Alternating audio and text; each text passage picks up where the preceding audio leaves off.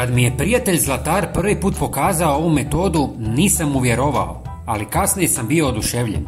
U ovom kratkom videu ću vam pokazati kako sami kod kuće možete vratiti sjaj starom nakitu za samo 1 minutu, a pritom uštedjeti novac. Pokazat ću vam 2 metode, jednu koju većina poznaje i drugu za koju mnogi nisu ni čuli. Za početak, uzmite malu posudu od plastike ili stakla i napunite je s malo vode. Dodajte otprilike 2 do 3 cm paste za zube, a zatim dobro promiješajte dok se pasta potpuno ne otopi.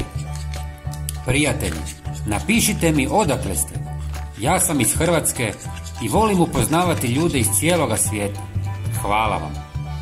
Zatim dodajte 1 žlicu sode bikarbone i dobro promiješajte.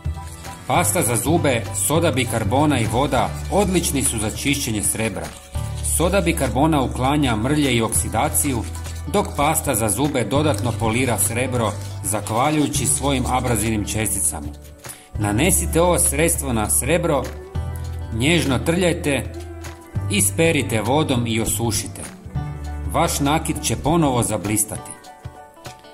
Druga metoda za koju manje ljudi zna je upotreba kečapa, koji je iznenađujuće učinkovit za čišćenje srebra zbog svoje kiseline i blagih abrazivnih svojstva. Blagi ocat u kečapu razgrađuje oksidaciju, dok rajčica pomaže u poliranju površine. Nanesite kečap na srebro ili stavite nakit u kečap i ostavite da djeluje par sati. Zatim isperite sa vodom i srebro će biti čisto. Isprobao sam obje metode i sigurno djeluju. Probajte i uvjerite se. Prijatelji, pogledajte i naš sljedeći koristan video na vašem ekranu. Hvala vam.